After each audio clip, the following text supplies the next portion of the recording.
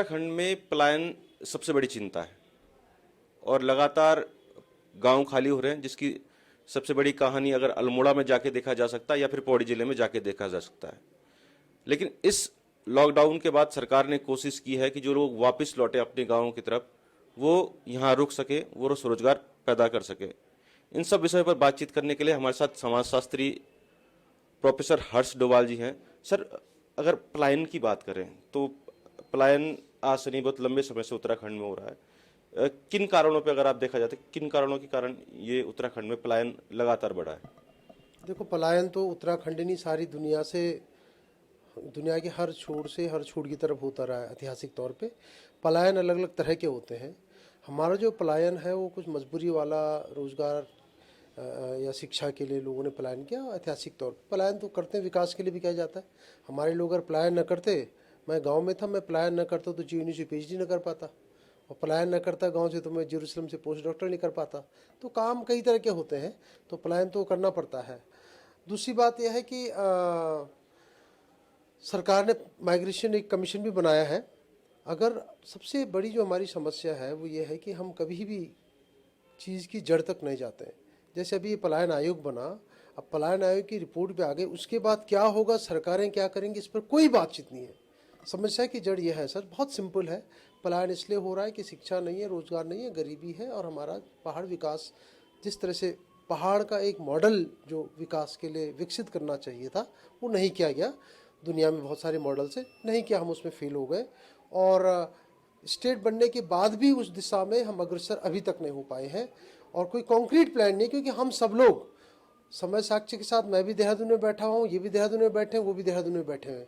हमको कायदे में अभी किसी पहाड़ की राजधानी पे, शिमला जैसी राजधानी में कहीं हम बात कर रहे होते, आपका चैनल भी वहाँ होता, मेरा विश्वविद्यालय भी वहाँ होता, मेरे बच्चों की शिक्षा का स्कूल वहाँ होता, और मुझे आज हॉस्पिटल जाने, हॉस्पिटल वहाँ होता, तो मैं यहाँ क्यों बैठे होते? तो समस्या यह है, अभी प्रोफेसर सती हमारे मित्र हैं, बताते रहते हैं हिमालय बचाओ और गांव बचाओ, हम लोग लगे रहते हैं। गांव भी हम देहरादून से बचा रहे हैं, हिमालय भी देहरादून से बचा रहे हैं, और उत्तराखंड का विकास भी हम देहरादून से चाहते हैं। तो ये जो, और सिंपल चीज़ है, इसमें कोई बहुत कॉम्प्लेक्स नहीं है मामला। हम सब लोग कहीं ना कहीं बेईमान हो गए अंदर से, सब बेईमान है सर, जनता से लेके हम तक, मैं अपने को भी गिनूंगा। हम लोग यहीं बैठे रहना चाहते हैं, और हमारी पूरी कल्पना विकास की, उत्तराखंड की, उसके पीछे एक ढोंग है। हम लोग यहीं बैठ के यहाँ का मैदान का सुख, यहाँ के ट्रेन और बगल में एयरपोर्ट और दिल्ली जाने का कनेक्शन, और यहीं सरकार है, हमका मतलब सरकार, ब्यूरोक्रेट सब। और जब तक हम एक बेसिक सवाल अपने से नहीं करते हैं, हम यही चाहते हैं। हम रोज़ सैटरडे को आते हैं, सारे टीचर यहाँ के प्राइमरी के सुबह जो है 4 बजे गाड़ी के लिए जाते हैं, 4-4 घंटा वन वे ट्रैवल करके वापस आ रहे हैं, है ना। यहाँ पर हमारे, आप जानते हैं कि सब एक पूरी इंडस्ट्री है ट्रांसफ़र की, मतलब एक अलग से एक तरह का एक विभाग है ट्रांसफ़र का, इलीगल ट्रांसफ़र। जितने ओहदे वाले लोग हैं, जितने मजबूत लोग हैं, सब ने अपने ट्रांसफ़र करा लिए। मेरी पत्नी होती मैं भी करवा देता, या भाई होता मैं भी कोशिश करता। समस्या इस तरह पूरा, तो हम लोग जो ना इसमें एक तरह का जैसे विशेष साइकिल में फंस गया उत्तराखंड। देहरादून और कैपिटल, हमारी पूरी जो इमेजिनेशन, कल्पना इसी के इर्द गिर्द, और बाकी ज़्यादातर सब ढोंग है। आपने माइग्रेशन कमीशन बनाया, उसके बाद क्या होगा, हमारे पास की कोई योजना नहीं है। सती साहब ने बहुत लंबे विस्तार से विकास के एक मॉडल की बात की, हमें पता है। ये एक ही विकास है उत्तराखंड बनने के बाद, आप जानोगे सड़कों का। अब ये बताओ कि सड़कें इतनी ज़्यादा बनी हैं, सड़कों के विकास को हमने कहीं थोड़ा सा रिओरेंट किया कि ये विकास कहीं लोगों से कनेक्ट हो। हमारी आमदनी, लोगों की शिक्षा, लोगों का स्वास्थ्य और वहाँ के नौजवान पे इन सड़कों के जाने से क्या प्रभाव पड़ा, इसका एक अध्ययन हो जाए, वो भी नहीं हुआ है। सड़कें बनी, सड़कों के बनने का नेताओं को, और जो भी जल्दी देहरादून आना चाहता है, ड्यूटी बजा के, हाजिरी दे के, इनॉग्रेशन करके, शिलान्यास करके, या हम जैसे लोग टूरिस्ट टाइप के, वो कितनी जल्दी हम देहरादून आ सकते हैं, शायद इससे बड़ा मुझे कोई यूज सड़कों का दिख नहीं रहा है। दूसरा, 4 धाम वाली योजना अभी सती साहब भी बता रहे थे। मुझे लगता है कि इस तरह का कोई अध्ययन नहीं हुआ। हमारे पास लैंड लॉ नहीं है बहुत स्ट्रॉन्ग, मतलब शायद हमारा अकेला राज्य, हिमालय राज्य, जिन्होंने अभी तक ये अध्ययन नहीं हुआ है कि हमारी कितनी ज़मीन थी, कितनी ज़मीन गई, और कितनी ज़मीन कृषि से छूट के चली गई। पहाड़ में तो कृषि हो नहीं रही, क्योंकि वो प्राथमिकता नहीं है, कोई अध्ययन नहीं है इस बात का।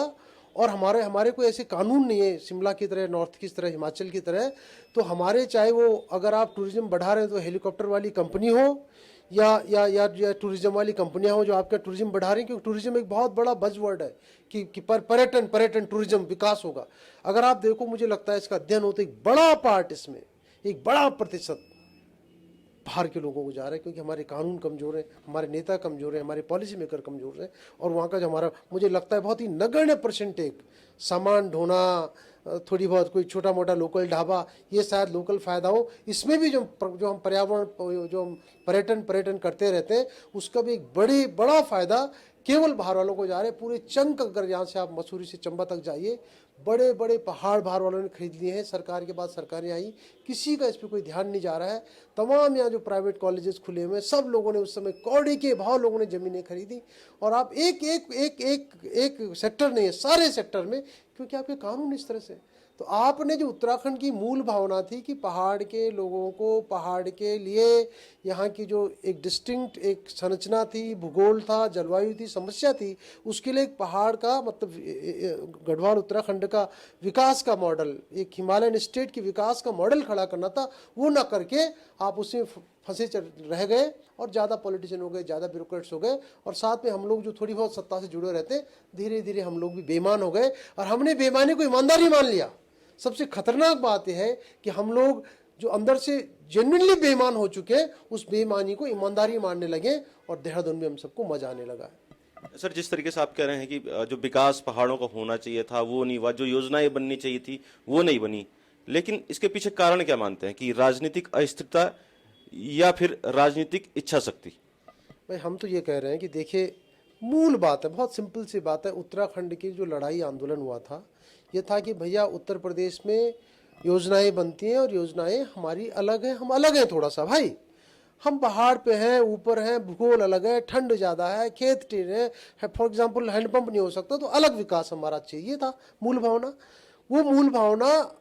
और उस समय अगर आप ह्यूमन इंडेक्स डेवलपमेंट देखो तब का और आज का कंपेयर कर लो। मैं अब ये तक स्टडी नहीं हुई कि आप ये देख लो कि जो मानव विकास के जो मानक हैं वो तब कहाँ थे, आज कहाँ थे। बहुत ज़्यादा अंतर नहीं है, लिटरेसी ज़्यादा, जबकि हमारे यहाँ मेन कारण ये है कि एक तो आपने देहरादून राजधानी के लिए आपने जल्दी में बना दिया। ना बीजेपी हो, कांग्रेस हो, किसी पार्टी पे नहीं जाना चाहिए। जब आपने बनाया था, आप गैर राजधानी बनाते, कहीं और बनाते, कुछ तो करते। आपने एक मैदान का एक कोना पकड़ लिया जहाँ से पहाड़ शुरू होता है। मेन कारण यह है। और क्योंकि हर आदमी, मैं बताता रहा हूँ, मुझे कोई एक, आप मुझे एक विधायक बता दो, हो सकता है हो कोई, मुझे एक विधायक बता दे आज तक जितने विधायक रहे हों जिसका देहरादून में मकान नहीं होगा। I would like to no.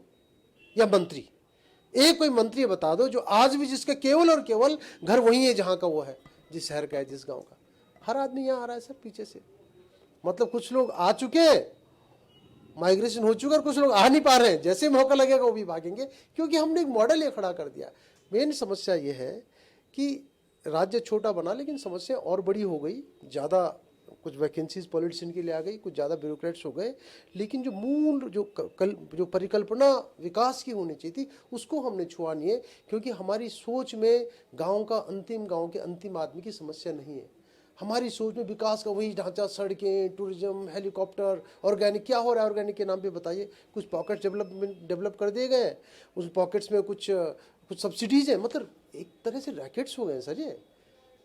आप हर्बल करेंगे, आप ये करेंगे, किसी ने पार्क, किसी ने लैंड अलॉट करा दी, किसी ने सब्सिडी ले ली। तो कितनी स्कीम्स है सरकार की, कि पता नहीं कितनी स्कीम्स यहाँ पे चल रही होंगी। पुरोहित साहब रोजगार की बात करते, ये स्कीम्स ऊपर धरातल पर कहीं पता ही नहीं है लोगों को, कहीं ट्रांसलेट होती हैं क्या? यहीं पे आई, जिसका वर्चस्व से उसने जाया, किसी ने एनजीओ बनाया, किसी ने ऑर्गेनिक के नाम पे, किसी ने स्वरोजगार के नाम पे, किसी ने कौशल विकास के नाम पे। मैं जानता हूँ पर्सनली, कमीशन दे के। अब ये हो रहा है, खुला हो रहा है। और ज़्यादातर, अगेन ये नहीं कि ज़्यादातर, पिथौरागढ़ उत्तरकाशी का आदमी थोड़ी यहाँ पे प्रोजेक्ट ले पा रहा है सर। ये दिल्ली वाले जिसको पता है, लखनऊ से जो आ रहा है जिसको पता है, देहरादून से जो आ रहा है जिसको पता है, वो लोग ले रहे हैं। क्योंकि नौकरशाही और ये सब पूरा जो खेल है सब मिला हुआ है। तो जब पहाड़ का आदमी और वहाँ का गाँव और वहाँ की समस्याएँ जब आपकी कल्पना के सेंटर में कभी थी ही नहीं, वो केवल थोड़ी बहुत बात करने के लिए है, इलेक्शन के लिए, चुनाव के लिए। और पहला काम तो नहीं तो राजधानी वहाँ होनी चाहिए थी। अगर राजधानी इंस्टीट्यूशन, मैं बताता हूँ आप केवल एजुकेशन हॉस्पिटल्स आप कीजिए ना। आप कितने मेडिकल हॉस्पिटल्स हैं आपके ऋषिकेश और देहरादून के बीच में? कितने लोगों को आप MBS खड़ा कर रहे हैं? क्यों आज भी प्रसूता मर जाती है हॉस्पिटल जाते, रुद्रप्रयाग के इंटीरियर के गाँव में, जिले के, क्यों मर जाती है? आप सैकड़ों हजारों डॉक्टर्स पैदा करो इस राज्य में, हमारे राजनेताओं को शर्म नहीं आती कि आप डॉक्टरों से ऊपर नहीं पहुंचा पाते। एक हॉस्पिटल था वो भी बंद हो गया श्रीनगर में।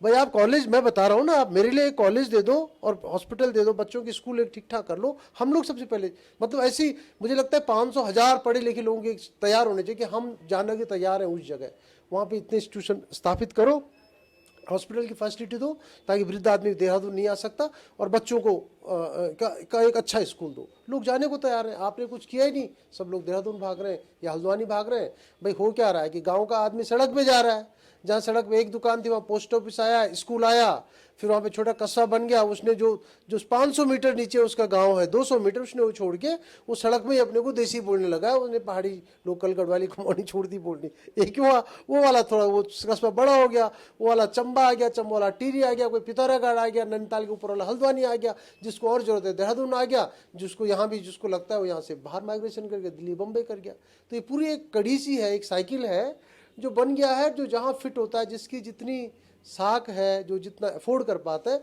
उस आदमी से उस हिसाब से आदमी माइग्रेट कर रहा है। एक बात मैं उत्तराखंड का नागरिक होने के नाते, समाजशास्त्री होने के नाते दावे से कह सकता हूँ कि अगर आज की तारीख में आप सबको ऑप्शन दे दो तो जितने लोग हैं ऊपर गांव में, ज़्यादातर लोग नीचे आना चाहेंगे। सर, जिस तरीके से अभी जो लॉकडाउन हुआ तो लगभग 3 लाख से अधिक लोग अपने गांव को वापस लौटे।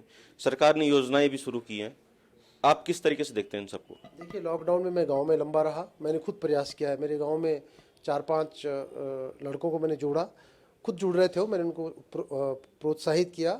उन्होंने एक जो कुछ बंजर खेत पड़े हुए थे उनको खेती करने की खेती करनी शुरू की। पहली बार कुछ नहीं हुआ, उनको 3-4 महीने झाड़ी काटने में लग गए क्योंकि 15-20 साल से खेत बंजर थे। अब मैंने फिर कुछ दिन पहले फ़ोन किया, बहुत ज़्यादा कुछ हुआ नहीं, उनका नौकरी छोड़ के आए थे। एक अजीब सा उत्साह था जो शुरू में लगा कि अब लोग रिवर्स माइग्रेशन हो गया है और पैंडेमिक ने एक ऐसी चीज़ सेट कर ली जिसका बहुत ज़्यादा फायदा होने लगा है। वो अचानक से सब डिसअपॉइंट हो गए, निराश हो गए, क्योंकि 4-5-6 महीने बाद कुछ है नहीं सर, मार्केट नहीं है, कोई कर भी रहा है। माल्टा उद्योग पुरोहित साहब बता रहे थे, आप जब तक ये पूरा पैकेज है, आप एक चीज़ के साथ आपने लोन दे दिया, अब साहब होम स्टे करो, मेरा घर पड़ा हुआ है, होम स्टे कहाँ से करोगे?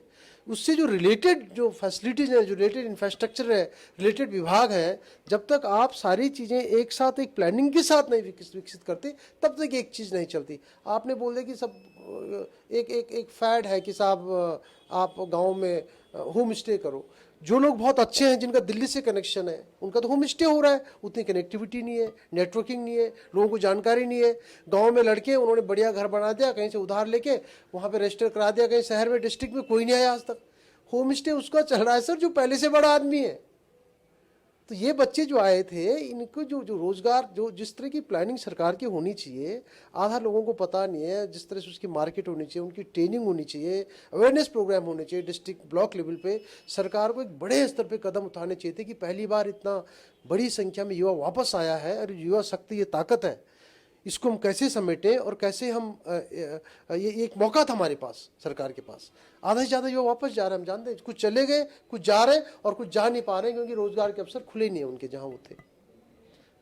Thank you sir. कहीं ना कहीं सरकार को भी जरूरत है कि जिस तरीके से योजनाएं बनाई थी या योजनाओं का क्रियान्वयन करना था वो नहीं हो पाया है।